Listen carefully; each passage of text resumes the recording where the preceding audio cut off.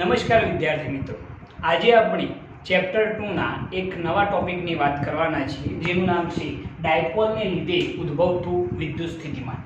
હવે ડાયપોલના લીધે જે સ્થિતિમાન ઉદ્ભવે છે એ એક મહત્વનો ટોપિક છે, બરોબર. તો એને આપણે કઈ રીતે સમજી શકીએ એ જરા જોજો. તો આપણે જે ડાયપોલ છે એ ડાયપોલનું કેન્દ્ર ઉગમ બિંદુ પાસે રહે તે રીતે ગોઠવવાનું છે.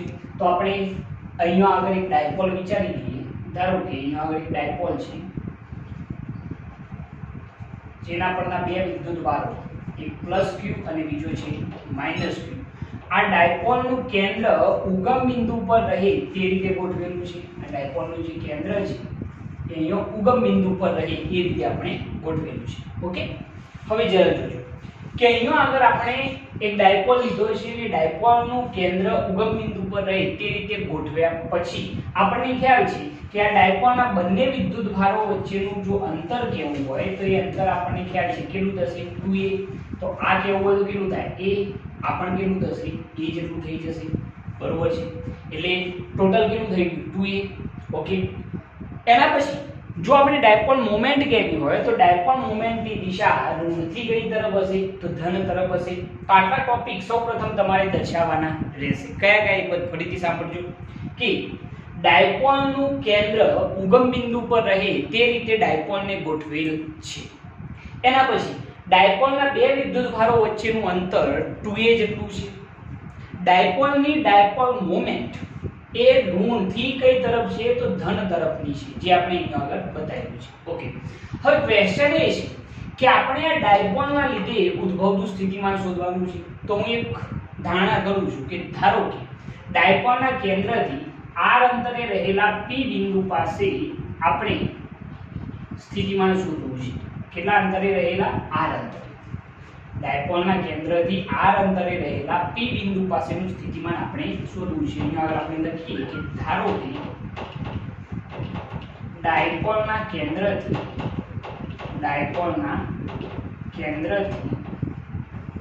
r અંતરે રહે p બિંદુ પાસે સ્થિતિમાન શોધવું છે. ઓકે, તો એ આપણને કઈ રીતે મળશે? ડાયપોલના કેન્દ્રથી r અંતરે જે આ p બિંદુ છે એ p બિંદુ પાસેનું સ્થિતિમાન શોધવાનું છે. તો આપણે શું કરીશું? બેઝિક આઈડિયા એવો છે કે +q વડે p બિંદુ પાસેનું સ્થિતિમાન શોધીશું, જેને નામ આપીશું v1. -q વડે p બિંદુ પાસેનું સ્થિતિમાન શોધીશું, જેને નામ આપીશું v2. અને બંનેનો શું કરી દઈશું? સરવાળો. તો આપણને કુલ સ્થિતિમાન મળી જશે. ઓકે, તો સૌપ્રથમ +q વડે p બિંદુ પાસે ઉદ્ભવતું સ્થિતિમાન જો કેવું હોય તો એને આપણે v1 કહી દઈએ. આપણે આ બંને વચ્ચેનું જો અંતર કેવું હોય તો એ અંતર આપણે કહી દઈએ r1 જેટલું છે. તો અહીંયા આગળ સૌ પહેલું સ્ટેપ આપણે એ લખીએ કે +q વડે p બિંદુ પાસેનું સ્થિતિમાન જો આપણે કેવું હોય તો કેટલું થશે? તો સ્થિતિમાન v1 બરાબર kq +q છે ને, એટલે kq અપન ડિસ્ટન્સ શું આવશે? r1 થઈ જશે. તમને યાદ જ હશે લાસ્ટ ટાઈમ આપણે બિંદુવત વિદ્યુતભારના લીધે ઉદ્ભવતા સ્થિતિમાનનું સૂત્ર જાણી ચૂક્યા છે. v બરાબર શું હતું? kq અપન r, બરોબર છે. તો એના ઉપરથી જ અહીંયા આગળ +q વડે p બિંદુ પાસેનું સ્થિતિમાન v1 બરાબર શું થઈ ગયું? kq અપન r1. ઓકે, સેમ એ રીતે -q વડે p બિંદુ પાસેનું સ્થિતિમાન કેવું હોય તો એ શું થશે એ જરા જોજો. એ બંને વચ્ચેનું અંતર કેવું હોય તો એ અંતર આપણે કહીએ r2, બરોબર છે. તો અહીંયા આગળ આપણે લખી કાઢીએ કે -q વડે p બિંદુ પાસેનું વિદ્યુત સ્થિતિમાન જો આપણે કેવું હોય તો એ કેટલું થાય? v2 બરાબર k -q છે, એટલે -kq અપન શું આવશે? r2 થઈ જશે, બરોબર છે. ખ્યાલ આવે છે ને? આની અંદર મેં શું કર્યું છે? +q વડે p બિંદુ પાસેનું સ્થિતિમાન શું છે? v1. તો v1 બરાબર kq અપન ડિસ્ટન્સ કેટલું? r1. એ રીતે -q વડે p બિંદુ પાસેનું સ્થિતિમાન -kq અપન શું થઈ જશે? r2. હવે કુલ સ્થિતિમાન જો શોધવું હોય તો કુલ સ્થિતિમાન v બરાબર શું થઈ જાય? v1 પ્લસ શું થઈ જશે? v2. તો કુલ સ્થિતિમાન V બરાબર, ચલો V1 બરાબર શું આવશે તો KQ upon R1 plus V2 બરાબર શું આવશે માઈનસ KQ, એટલે અહીંયા નિશાની શું થઈ જાય માઈનસ KQ upon શું થઈ જશે R2 થઈ જશે. ઓકે, બંનેમાંથી કોમન શું નીકળે છે તો KQ કોમન નીકળી જાય તો કૌંસની અંદર શું વધશે 1 upon R1 minus 1 upon શું આવશે R2. આવું સૂત્ર બનશે. બરોબર છે, આ કુલ સ્થિતિમાન થઈ ગયું. પરંતુ અહીંયા આગળ પ્રશ્ન એ છે કે સાહેબ અહીંયા આગળ આ જે સૂત્ર છે એ આપણે જો R અને P ના સંદર્ભમાં દર્શાવવું હોય તો આને એક અલગ મેથડથી વિચારવું પડશે. આ કુલ સ્થિતિમાન જ છે, બરોબર છે, પરંતુ આપણે આને R અને ડાયપોલ મોમેન્ટ P ના સંદર્ભમાં દર્શાવવું હોય તો એના માટે એક બીજો આઈડિયા વિચારવો પડશે. અને આઈડિયા શું છે જરા જોજો. તો આપણે એવું વિચારીશું કે સપોઝ હું એવું કહું કે આ જે પ્લસ Q બિંદુ છે એને આપણે નામ આપી દઈએ E, આને નામ આપી દઈએ P, બરોબર છે. તો એમાંથી આ જે OP છે, બરોબર, જે ડાયપોલના કેન્દ્રથી R અંતરે P બિંદુ છે એના માટે આ જે OP છે એના ઉપર એક લંબ દોરવામાં આવે. સપોઝ હું અહીંયા આગળ આ રીતે એક લંબ દોરું, આ રીતે એક લંબ દોરવામાં આવે, બરોબર છે, જે 90 ડિગ્રીનો એંગલ બનાવતું હોવું જોઈએ. તો અહીંયા આગળ જો લંબ દોરવામાં આવે તો કન્ડિશન શું થાય, અહીંયા આગળ એંગલ કેટલો હશે 90 ડિગ્રી. જો અહીંયા લંબ દોરીએ તો અહીંયા આગળ ઈઝીલી જો કેવું હતું હું એવું કહી શકું કે અહીંયા આગળ AP ની જેટલી લંબાઈ છે એટલી લંબાઈ કોની આવશે તો NP ની આવશે. બરોબર છે, મેથેમેટિકલ સ્ટેપ મુજબ આ વસ્તુ સમજવા જેવી છે કે અહીંયા આગળ AP ની જેટલી લંબાઈ હશે એટલી કોની આવશે તો NP ની આવશે. અને અહીંયાથી લાવીને આપણે અહીંયા લાવી દઈએ તો AP બરાબર શું થઈ જાય NP થઈ જશે. બરોબર છે, જેથી આપણે લંબ દ્વારા એને દર્શાવેલું છે. પરંતુ એના ઉપરથી આપણે અહીંયા R1 અને R2 ની કિંમત શોધવાની છે. તો સૌપ્રથમ પહેલા આપણે R1 શોધીશું. આ જે છે R1 એ AP અને AP બરાબર શું આવશે NP. તો આપણે NP શોધવો પડશે. હવે NP કેટલો થાય એ જરા જોજો. તો એના માટે આપણે એવું વિચારવું પડશે કે આકૃતિની ભૂમિતિ પરથી આપણને ખ્યાલ છે કે આ એક ત્રિકોણ બને છે. તમે ધ્યાનથી જુઓ, ત્રિકોણ ANO કાટકોણ ત્રિકોણ છે. ઓકે, હવે એની અંદર અહીંયા આગળ બનતો ખૂણો જો આપણે કહી દઈએ કે અહીંયા આગળ થીટા ખૂણો બને છે તો એના માટે આકૃતિની ભૂમિતિ પરથી જો કહેવું હોય તો શું કહી શકાય જરા જોજો. આકૃતિ પરથી જો કહેવું હોય તો cos θ બરાબર શું થાય પાસેની બાજુ, આ ખૂણાની પાસેની બાજુ કઈ આવશે ON ભાગ્યા કર્ણ કયો આવશે તો A થઈ જશે. કર્ણ આ થશે ને, કાટખૂણાની સામેની બાજુ શું આવે કર્ણ આવશે. તો cos θ બરાબર પાસેની બાજુ એટલે ON ભાગ્યા કર્ણ શું થઈ જાય છે A. ઓકે, આપણે શોધવાનું છે ON. તો ON બરાબર શું થઈ જાય તો ON બરાબર થઈ જશે A cos θ. બરોબર છે, ON બરાબર શું થઈ ગયું A cos θ. અહીંયા આપણે લખી કાઢીએ કે ON બરાબર શું થઈ જાય છે A cos θ. બરોબર છે.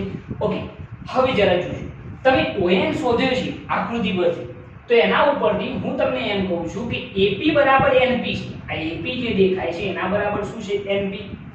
તો એ કેટલો થશે તો અહીંયા આગળ આપણે લખીએ કે AP બરાબર શું છે તે NP છે. AP બરાબર શું થાય NP. તો AP બરાબર NP બરાબર શું થાય જરા વિચારી લે. તો આપણને ખ્યાલ છે કે આપણે AP અને NP સમાન છે ને NP શોધવાનું છે કારણ કે આપણે R1 ની જગ્યાએ કિંમત લખવાની છે. તો એના માટે NP બરાબર કેવું હોય તો શું થાય તો આખા OP માંથી ON શું કરવા પડશે બાદ કરવા પડશે. તો આપણે લખી શકીએ કે અહીંયા આગળ આખા OP કેટલા છે તો આપણને ખ્યાલ છે કે OP બરાબર કેટલા છે R અને એમાંથી ON બાદ કરી દઈએ તો A cos θ. તો અહીંયા આગળ AP બરાબર NP બરાબર શું થઈ જશે R minus A cos θ. અને આ જે છે એ આપણો શું છે R1 છે. આ આપણો શું છે R1. કારણ કે મેં તમને કહેલું છે કે તમારે અહીંયાથી એક લંબ દોરવાનો છે. જેવો લંબ દોરશો એટલે AP બરાબર શું થાય NP અને NP બરાબર શોધવા હોય તો આખા R માંથી કેટલા બાદ કરવા પડે A cos θ બાદ કરવા પડશે. બરોબર, જે મેં અહીંયા આગળ કરેલું છે, જે આપણો શું બની ગયું R1 બની ગયું છે. ઓકે, હવે આ પ્રોસીજર જે છે એ પૂરી થયા પછી આપણે R2 શોધવાનો છે. હવે R2 શોધવા માટે શું કરીશું? તો એના માટે આપણે શું કરીશું? આને પણ અહીંયાથી ઉઠાઈને સમજી લો, અહીંયા વિચાર્યું તો એના માટે આપણે આ જે OP છે એના ઉપર અહીંયાથી શું દોરવું પડશે? લંબ. તો અહીંયાથી લંબ દોરી પેલા રીતે આ લંબ થઈ ગયો, બરોબર છે.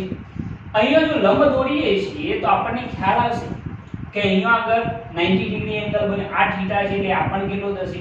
તો થીટા થશે, બરોબર છે.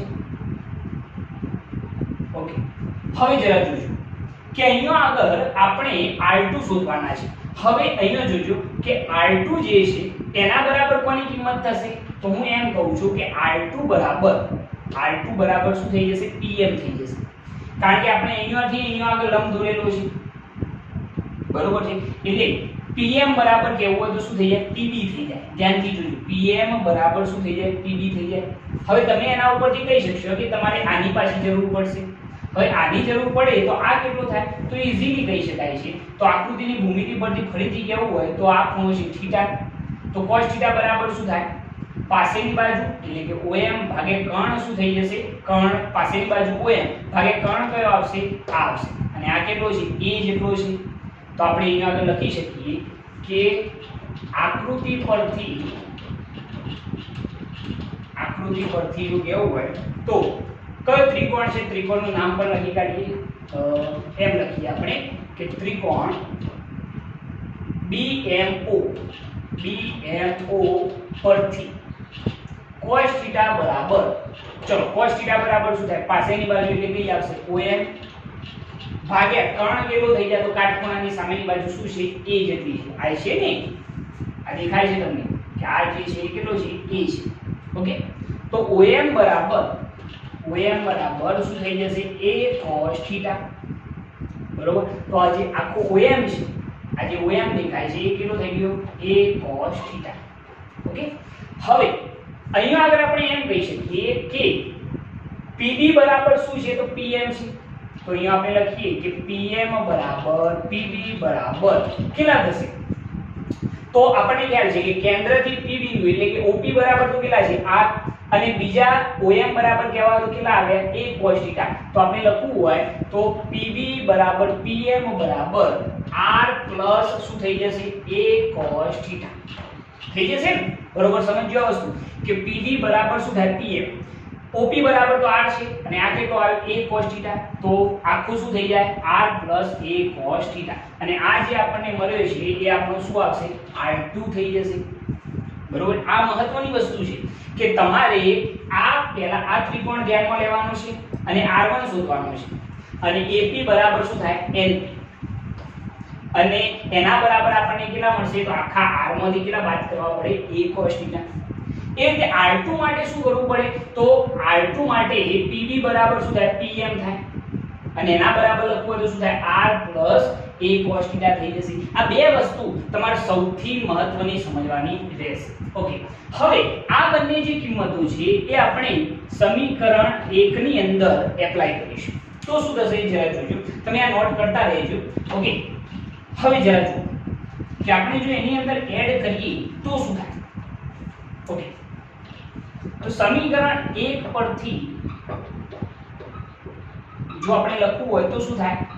કુલ સ્થિતિમાન V બરાબર KQ કૌંસની અંદર 1/R1. ચલો R1 બરાબર કેટલા લખીશું? AP બરાબર શું થયું? NP. અને NP બરાબર શું લખેલું છે આપણે? R minus A cos θ, જે આપણો R1 છે. તો અહીંયા આપણે લખી કાઢીએ R minus A cos θ. ખ્યાલ આવે છે ને, બરોબર છે. ઓકે, એના પછી માઈનસ R2 બરાબર શું આવશે? તો R2 બરાબર પણ આપણે શોધેલા છે, શું થઈ જશે? R plus A cos θ થઈ જશે, બરોબર છે. આનું સાદું રૂપ આપણે થોડુંક આપી દઈએ તો કુલ સ્થિતિમાન V બરાબર KQ કૌંસની અંદર લસાઅ કેટલો થઈ જાય? તો લસાઅ થશે R² minus A² cos² θ થશે ને. દ્વિપદીના વર્ગનું વિસ્તરણ છે. ક્રોસ ગુણાકાર કરીએ તો શું થાય? તો R plus A cos θ minus R minus A cos θ, બરોબર છે. તો પ્લસ R માઈનસ R શું થઈ ગયા? દૂર થઈ ગયા. ઓકે, હવે આનું સાદું રૂપ આપણે આગળ વધારીએ તો શું થાય છે જરા જુઓ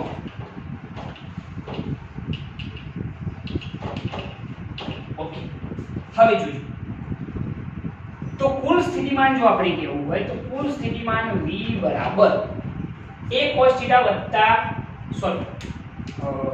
a cos θ minus a cos θ. અહીંયા આગળ આ વસ્તુ આપણે સમજવાની છે કે અહીંયા આગળ વચ્ચે નિશાની માઈનસ છે, બરોબર? એટલે અંદરના પદો આપણે ક્યાં રાખવા પડે? કૌંસમાં. ખ્યાલ આવે? ફરીથી બસ સમજો કે આ બંનેનો લસા કેટલો થયો? r² - a² cos² θ. પછી ક્રોસ ગુણાકાર કર્યો તો r + a cos θ. અહીંયા નિશાની માઈનસ છે એટલે અંદરની નિશાની શું થઈ જાય? ચેન્જ થઈ જાય. તો આ પ્લસ થઈ જશે, બરોબર છે? કારણ કે કૌંસની બહાર માઈનસ આવશે. પ્લસ r અને માઈનસ r શું થઈ ગયા? દૂર થઈ ગયા. તો a cos θ વત્તા a cos θ કેટલા થઈ જશે? 2a cos θ, બરોબર છે? તો kq કૌંસની અંદર આવશે 2a cos θ અપન છેદમાં શું થઈ જશે? તો r² - a² cos² θ થઈ જાય, બરોબર છે? શું કર્યું? ખ્યાલ આવે? ખાલી ક્રોસ ગુણાકાર કરેલો છે, બીજો કોઈ ફેરફાર કર્યો નથી. ઓકે, હવે આનો આપણે સાદુરૂપ આપશું. તો સાદુરૂપ એક એવું આપીશું, જરા જોજો. સાદુરૂપ આપવાની ઘણી બધી મેથડો છે, પરંતુ એમાંથી એક આપણે વિચારીએ તો 2a cos θ અપન છેદમાં આ બંનેમાંથી આપણે r² કોમન લઈ લઈએ. તમે કહેશો સાહેબ અહીંયા તો છે પરંતુ અહીંયા નથી, તો આપણે શું કરીશું જરા જોજો. તો અહીંયા r² કોમન નીકળી ગયું, કેટલા વધ્યા? 1 માઈનસ અહીંયા r² હતો નહીં છતાંય કોમન લીધો એટલા માટે આપણે r² વડે શું કરવા પડશે? ભાગવા પડશે. ખબડિયાની અંદર મેં શું વિચારેલું છે? r² કોમન લીધો તો અહીંયા હતો એટલે અહીંયા કેટલા વધ્યા? 1 માઈનસ અહીંયા r² હતો નહીં છતાંય કોમન લીધું એટલા માટે r² વડે શું કરવા પડે? ભાગવા પડે. ઓકે, આટલું કામ થઈ જાય. એના પછી એક મહત્વની બાબત, તમે એવું વિચારી શકો કે અહીં r > a હોવાથી આ વસ્તુ સૌથી અગત્યની છે કે અહીંયા આગળ કેન્દ્રથી એ p બિંદુનું અંતર છે r, એ r > શું છે? a છે. એના લીધે જો આપણે કેવું હોય તો આપણે એમ કહી શકીએ કે a² cos² θ અપન r² બરાબર 0 લઈ શકાય. લઈ શકાય કે ના લઈ શકાય? કારણ કે તમે ધ્યાનથી જુઓ કે r જે છે ખૂબ જ મોટો, છેદ મોટો, એ કેવો છે? નાનો. એટલે છેદ મોટો અને અંશ નાનો. તમે કોઈ પણ નાની સંખ્યાને ખૂબ મોટી સંખ્યા વડે ભાગો છો તો એનો જવાબ લગભગ શું આવશે? 0. એટલે આ જે સ્ટેપ છે એ લગભગ કેટલું થઈ જાય? 0 થઈ જાય. તો જે વધે છે એ લખીએ તો કુલ સ્થિતિમાન v બરાબર અહીંયા જોજો કે q * 2a ની જગ્યાએ શું લખી કાઢીએ? p. તો kp cos θ અપન શું થઈ જશે? r² જ આવશે ને એટલું, કારણ કે આ તો 0 થઈ ગયા. ઓકે, તો કુલ સ્થિતિમાન v બરાબર kp cos θ અપન શું થયું? r², જે આપણું કુલ સ્થિતિમાનનું સૂત્ર બન્યું. પરંતુ આને જો સદિશ સ્વરૂપે લખવું હોય તો શું લખી શકાય એ જરા જોજો. તો v સદિશ બરાબર k * p સદિશ અપન r² * શું લખાશે? r કેરેટ પણ લખી શકાય છે, બરોબર છે? સદિશ સ્વરૂપ જો લખવું હોય તો v સદિશ બરાબર શું લખાય? k * p સદિશ, ખૂણો નીકળી જશે, અપન શું થઈ જાય? r² અને એની સાથે એનો શું થઈ ગયું? એકમ સદિશ. પરંતુ આ સૂત્ર આપણા માટે અગત્યનું રહેશે. kp cos θ અપન શું આવશે? r². ઓકે, તો આ થઈ ગયું આપણું કુલ સ્થિતિમાન. હવે આની અંદર કેટલાક મહત્વના કિસ્સા એવા વિચારી શકાય કે અત્યાર સુધી આપણે એ જાણીએ છીએ કે ડાયપોલની, તમને યાદ હોય તો આપણે પહેલા ચેપ્ટરની અંદર ડાયપોલની અક્ષ પર ઉદ્ભવતું વિદ્યુત ક્ષેત્ર શોધ્યું હતું. ડાયપોલની વિષુવ રેખા પરનું વિદ્યુત ક્ષેત્ર શોધ્યું હતું, બરોબર છે? પરંતુ હવે આ જે p બિંદુ છે ગમે તે જગ્યાએ હોય તો એ કન્ડિશનની અંદર અહીંયા આગળ જો આપણે કહેવું હોય તો કેટલાક મહત્વના કિસ્સા એવા વિચારી શકાય કે મહત્વના કિસ્સા અહીંયા આપણે લખી કાઢીએ. તો સૌપ્રથમ આપણે વિચારીએ અક્ષ પર. તો અક્ષ પર વિચારી લઈએ કે θ બરાબર કેટલા હોય? 0. અક્ષ સમજો છો તમે? આ જે આવશે ડાયપોલની શું આવશે? અક્ષ. આમ, બરોબર છે? તો એની અંદર r અને p વચ્ચેનો ખૂણો કેટલો થાય? તો તમે સમજી શકો છો કે આ r થઈ જાય અને ડાયપોલ મોમેન્ટ પણ એના દિશામાં, એટલે θ બરાબર કેટલા થઈ જશે? 0. તો એ કન્ડિશનની અંદર સ્થિતિમાન v બરાબર kp cos થીટાની જગ્યાએ શું લખીશું 0 અપન શું આવશે r² થીટા બરાબર કેટલા લખવાના 0 તો cos 0 ની કિંમત 1 એટલે v બરાબર શું થઈ ગયું kp r² થઈ જાય આ કઈ જગ્યાએ સ્થિતિમાન આવ્યું તો ડાયપોલની અક્ષ પર બરોબર છે સપોઝ હું એવું કહું કે અહીંયા આગળ થીટા બરાબર પાઈ હોય થીટા બરાબર શું હોય પાઈ એટલે કે 180 ડિગ્રી હોય બરોબર છે તે કન્ડિશનમાં શું થાય મતલબ શું થાય કે r સદિશ અને ડાયપોલ મોમેન્ટ બંને એકબીજાથી પ્રતિ સમાંતર હોય તો એ કન્ડિશનની અંદર કુલ વિદ્યુત સ્થિતિમાન v બરાબર kp cos θ r². ચલો થીટા બરાબર 180 180 ની કિંમત કેટલી થાય -1 એટલે વિદ્યુત સ્થિતિમાન v બરાબર -kp શું થઈ જાય r² થઈ જશે આ ક્યારે કે જ્યારે થીટા બરાબર કેટલા હોય 180 ડિગ્રી હોય બરોબર છે એના પછી બીજો કિસ્સો આપણે વિચારી લઈએ કે વિષુવ રેખા પર તો વિષુવ રેખા પર થીટા બરાબર કેટલા ડિગ્રી થઈ જાય 90 ડિગ્રી આ અક્ષ થશે આ જે આવે અક્ષ અહીંયા આગળ જે આવશે રેખા એ શું આવશે વિષુવ રેખા અને એ વખતે થીટા બરાબર એંગલ કેટલો થશે 90 ડિગ્રી તો સ્થિતિમાન v બરાબર kp cos θ r² સૂત્ર એપ્લાય કરીએ અને થીટા બરાબર કેટલા લખીએ 90 ડિગ્રી તો cos 90 ની કિંમત કેટલી થઈ જાય 0 તો કુલ સ્થિતિમાન કેટલું થઈ જશે 0 થઈ જશે તો આપણે એક મહત્વનો કિસ્સો થઈ ગયો આ બધા જે કિસ્સા છે અક્ષ પર અથવા તો પ્રતિ સમાંતર અથવા તો વિષુવ રેખા આ બધા કિસ્સા આપણે આ સૂત્ર ઉપરથી લખવાના છે બરોબર છે આઈડિયા બહુ સિમ્પલ છે કે અહીંયા આગળ થિયરીની અંદર તમારે શું યાદ રાખવાનું છે જરા ધ્યાનથી આખી થિયરી સમજજો કે સૌપ્રથમ ડાયપોલ વિચારવાનો છે એની અંદર પ્લસ p વડે p બિંદુ પાસેનું વિદ્યુત સ્થિતિમાન v1 માઈનસ p વડે p બિંદુ પાસેનું સ્થિતિમાન v2 અને પછી એ બંનેનું શું કરવાનું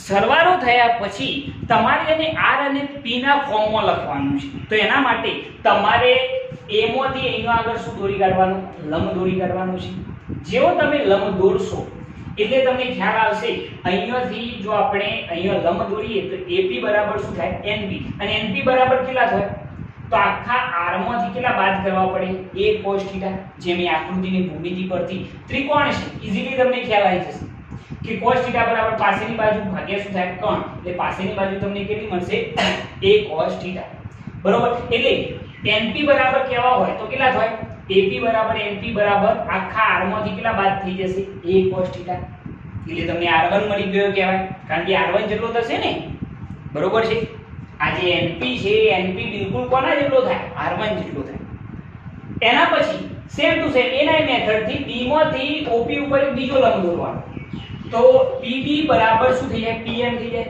અને એની અંદર પણ આ જે OM મળશે a cos θ જ મળશે તો આખા PM કેટલા થશે તો તમે કહેશો કે સાહેબ r વત્તા શું થઈ જશે a cos θ જે આપણો r2 છે બરોબર અને બંને કિંમતો આપણે જે સમીકરણ 1 મેળવ્યું હતું એની અંદર એપ્લાય કરવાની છે અને પછી સાદુરૂપ આપવાનું છે જેવું સાદુરૂપ આપશો એટલે તમને આ સૂત્ર મળી જશે કે સ્થિતિમાન v બરાબર શું આવશે kp cos θ આપણ શું આવશે r² અને જો સદિશ સ્વરૂપ લખવું હોય તો v સદિશ બરાબર k * p સદિશ / r² r અને એના પછી તમારે અક્ષ પર વિદ્યુત સ્થિતિમાન જોવાનું છે θ બરાબર 0 અથવા પ્રતિ સમાંતર હોય તો θ બરાબર 180 અથવા તો વિષુવ રેખા પર હોય તો θ બરાબર 90 ડિગ્રી બરોબર આ ત્રણેય કિસ્સા તમારે અહીંયા બતાવવાના રહેશે અને ઈઝીલી તમે આ થિયરી સોલ્વ કરી શકશો બરોબર છે આ થિયરીથી તમે વ્યવસ્થિત એક વખત સમજ્યા પછી એને લખવાનો ટ્રાય કરો અને બને એટલું પરફેક્ટ